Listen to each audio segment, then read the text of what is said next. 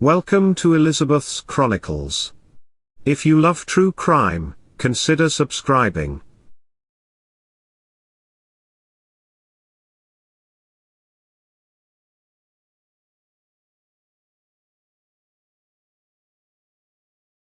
Menhaz Zaman, 23 years old, lived in Ontario, Canada with his family. His father Menhaz Zaman, age 59, his mother, Mumtaz Begum, age 50, his grandmother, Firoza Begum, and his sister Melissa Zaman, all lived in the family home on Castlemore Avenue, near Mingay Avenue and southwest of Major Mackenzie Drive East and Markham Road. The Zamans married in the late 1980s after immigrating from Bangladesh. The couple worked hard to send their children to college. They knew that a good education would result in a good career, and a good life for their two children.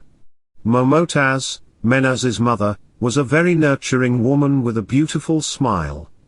She often took her friends out for lunch, and picked up the bill. Menhaz's father was the polar opposite. He was considered an introvert, but humble and devoted to his Muslim faith. He worked as a taxi driver for Beck, and was awarded Driver of the Month on many occasions. Menhaz was an extremely shy child. He had no friends or girlfriends throughout school. He was always at home. He did help around the house, bringing in groceries and shoveling snow. He was known to be obedient, studious, and very respectful. His mother was always bragging on his academic successes to her friends. Menhaz had enrolled in Seneca College, for engineering, and started getting low grades. He eventually failed his classes, and eventually just dropped completely out, without telling his parents. He would go off during the day to the mall or gym and play video games all day. In his online world of gaming, he wasn't a failure. He would play Perfect World Void and his character was Elf Cleric. His parents thought he was going to school at York University, not Seneca College, and doing well. He felt he could never tell his parents about dropping out of school. They would never forgive him. He began fantasizing about killing his family, to avoid them learning of his deception, and to save them from the shame. When graduation was nearing, it was around the same time his parents' 25th anniversary was coming up. So his mother had two parties. One for him graduating university, and the other for their anniversary. At the anniversary party Menhaz stood up, and gave a speech, about how lucky he was to have parents as kind and generous as his were. Everyone clapped. He became even more isolated, by eating his meals in his room, while his family ate at the table in the kitchen.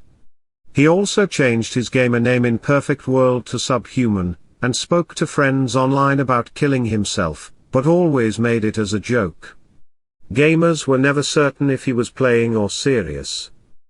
On July 27, in 2019 at 3 p.m. Menhaz hit his mother over the head with a crowbar, then slit her throat. He then turned to his grandmother, and also hit her over the head and slit her throat. He then waited for his father and sister to arrive home. He played video games, and even napped for a while as he waited. At around 11 p.m., his sister returned home. He did the same to her, hit her over the head with the crowbar, then slit her throat when she was on the floor.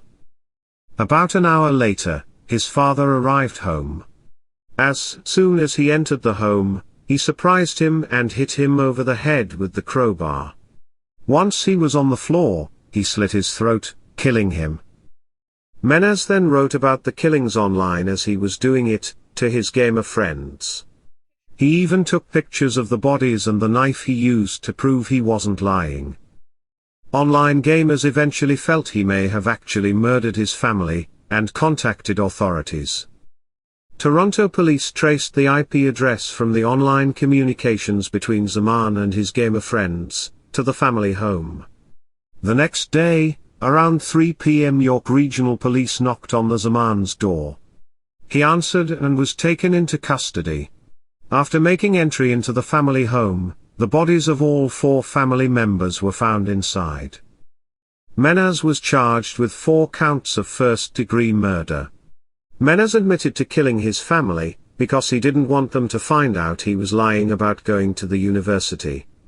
And that he had become an atheist, which would have shamed them. Menhaz addressed the court in his sentencing hearing. "I would like to just apologize to anyone I have impacted negatively with my actions," Menhaz Zaman told a virtual courtroom from inside the Central East Correctional Center while wearing an orange jumpsuit. "Especially to the people who knew my family, friends and loved ones who I know could have never seen something like this from me happening. I am sorry." The Crown requested the judge to not allow parole for 15 years for the 1 count of second-degree murder and 25 years consecutive for the 3 counts of first-degree murder, which would keep Menhaz from applying for parole for at least 40 years. A friend and neighbor was shocked by news of the killings.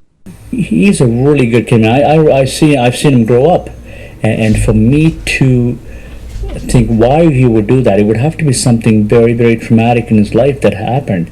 While neighbors spent the day trying to understand what went wrong, Zaman was in a Newmarket courtroom wearing a black t-shirt, leg shackles and handcuffs. 4 family members came to see the accused for themselves. These were horrible, monstrous, brutal killings. They took place in the family home where all 4 victims lived with Zaman, Crown Prosecutor KJ Stewart told the court. The home is supposed to be a place of safety, of security, of sanctity. Family is supposed to be the ones in life who protect you, who care for you, share good times with you, confide in you, support you through life's ups and downs, and Zaman betrayed those 2 guiding principles of family life, and home life, in the most horrific way possible, murdering his entire family one after another. Prosecutor Stewart said. At the sentencing hearing, the Crown read aloud Menhaz Zaman's best friend's victim's impact statement. "I knew her for more years of my life than I didn't know her, and a whole chunk of my life was taken away when she died. I still can't believe it. I never thought I would have to write a victim impact statement for my best friend's murder.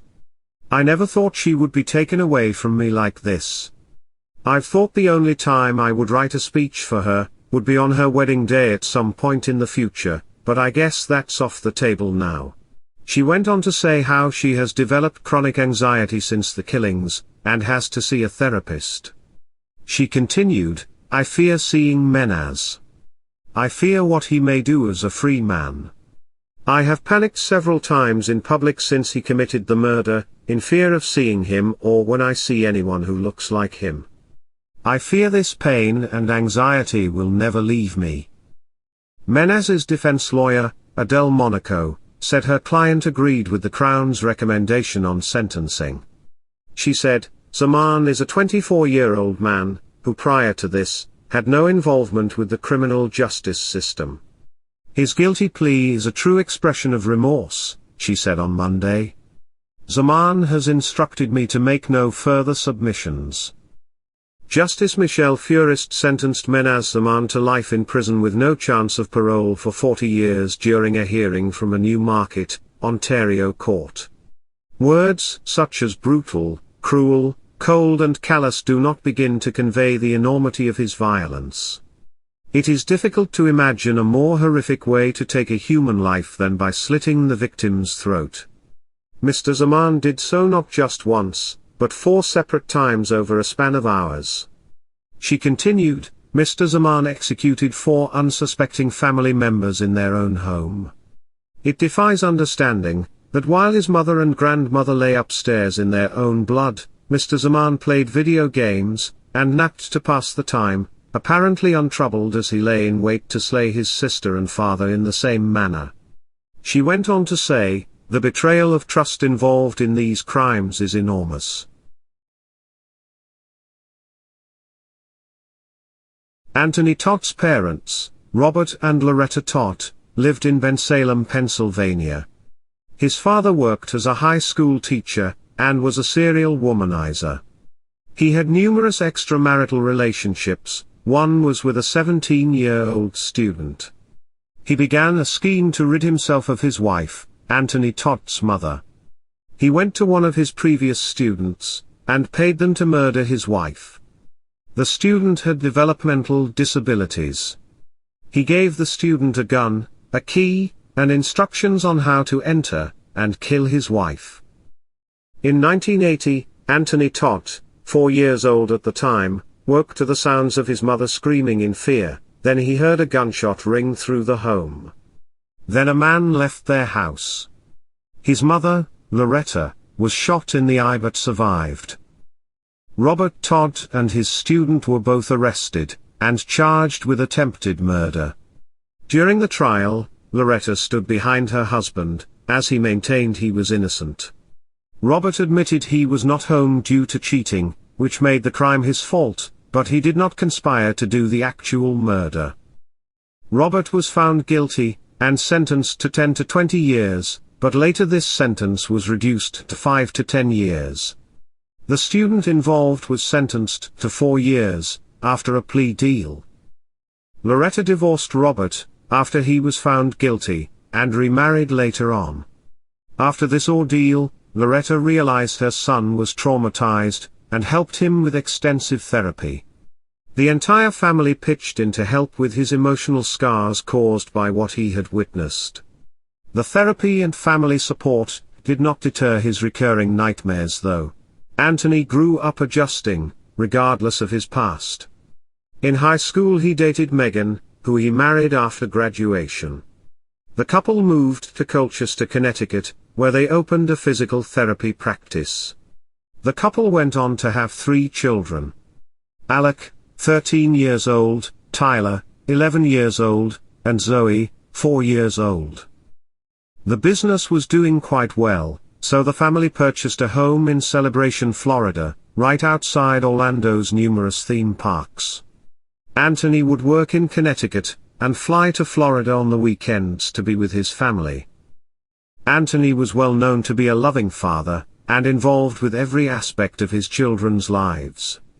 He wanted to be a better father than his own, and he put every effort into achieving that goal. Anthony made several investment purchases, where he bought up condos to rent out to vacationing families, but these did not net the profit he had hoped for. The family began living above their means, which pushed him to continuously get loans. He became desperate to keep his family in the lifestyle they had become accustomed to, so he began billing patients and their insurance companies for extra hours. He used that money to pay off the numerous loans he had taken out. The sheer number of extra hours being billed caught the eye of law enforcement. Anthony Todt's license expired toward the end of September of 2019. At this point, investigators had already been secretly surveilling him, and discovered he was billing patients for services on days the business was clearly closed. The FBI brought Anthony in, and interviewed him. He admitted to the fraudulent billing. He closed all his practices, and told authorities he was going back to Florida, and would be back in December.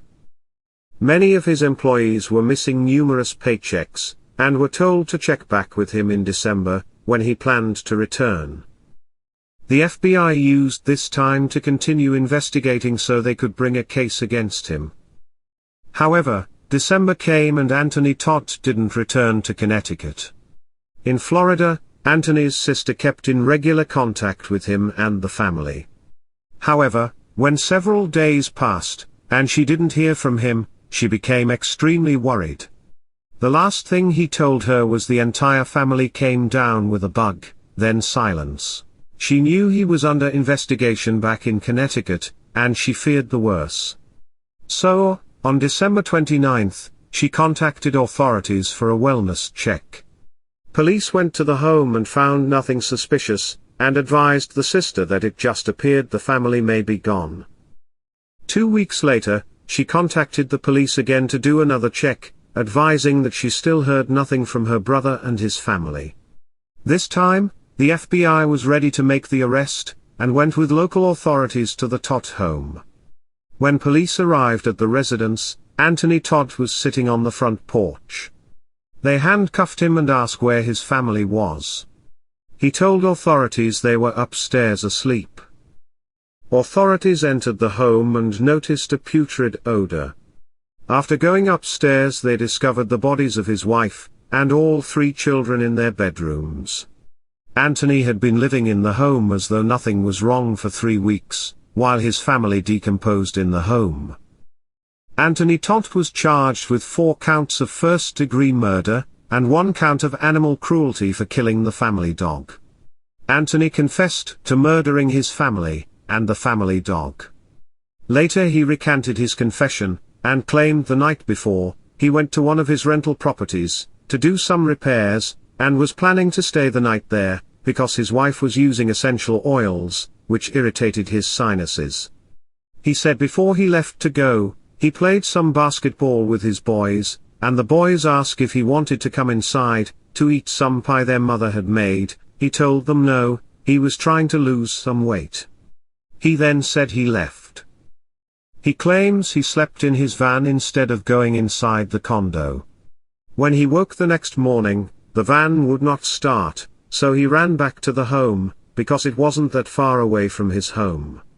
When he entered the home, he noticed a half-eaten pie, that contained Benadryl, so he looked for his family. He found his wife eerily calm. He said she was making claims about releasing the children's souls. He said he found all of his children dead. He said Megan then took a bunch of Benadryl herself, then stabbed herself to death.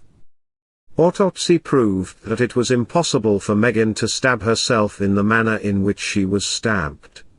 All had large amounts of Benadryl in their system, and all but Zoe were stabbed to death. He is currently awaiting trial in September of 2021. Menhaz Zaman was a very disturbed young man, that used online gaming to escape reality. Instead of facing the truth, and dealing with the consequences of his own actions, he murdered his family.